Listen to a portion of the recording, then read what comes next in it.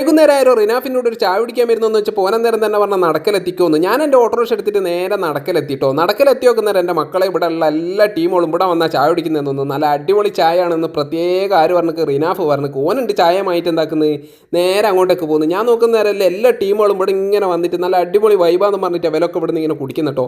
എനിക്കും അങ്ങനെ മനസ്സിലാക്കി നല്ല അടിപൊളി രസമുണ്ട് കാണാനും. ഞാൻ ഉള്ളിൽ കയറുകയും ചെയ്ത് നോക്കുന്ന സമയത്തുണ്ട് പരിപ്പട നന്നായിട്ട് പൊരിക്കുന്ന കണ്ടതിന് ശേഷം ആ പരിപ്പട എടുത്തിട്ട് ഇങ്ങോട്ടേക്ക് ഇടുന്നേരം ഞാൻ ചില്ലിൻ്റെ ഉള്ളിലേക്ക് നോക്കി എന്തൊക്കെ ഉള്ളതെന്ന് നോക്കുന്ന സമയത്തുള്ള ചെറിയ ചെറിയ കടികളൊക്കെ അവിടെ ഉണ്ട് കേട്ടോ. അത് അത്രയും ടേസ്റ്റുള്ള 2-3 കടികൾ അവിടെ ഉള്ളൂ.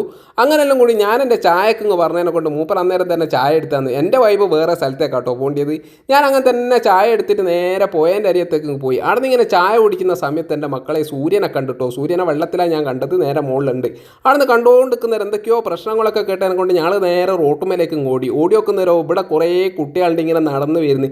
എന്തൊക്കെയോ പറയുന്നുണ്ട്. എന്താ വെച്ചിട്ടുണ്ടെങ്കിൽ ഏതൊരു ബോട്ടുകാർ പരിപാടി 100 റുപ്യ പറഞ്ഞതിനെ കൊണ്ട് പോലെ 50 റുപ്യക്ക് ഒരാൾക്ക് വെച്ച് കയറാമെന്നൊക്കെ പറഞ്ഞപ്പോൾ ഒരു സമ്മതിക്കുകയൊക്കെ ചെയ്ത് ഇറങ്ങിക്കഴിഞ്ഞാൽ 100 റുപ്യ വേണമെന്ന് പറഞ്ഞ് പ്രശ്നം ഉണ്ടാക്കിയതിനെ കൊണ്ട് പോലെ അങ്ങോട്ടും ഭർത്താനായി. പിന്നെ റിനാഫ് പൈസ കൊടുക്കുന്നതെന്ന് എനിക്ക് എന്തായാലും ഉറപ്പാണല്ലോ. ഓൻ പൈസ കൊടുത്തതിനെ ശമ്പളം പോയി. നമ്മളെ ചാനൽ ഇഷ്ടമായിട്ട് നിങ്ങൾ ഫോളോ ചെയ്യുക.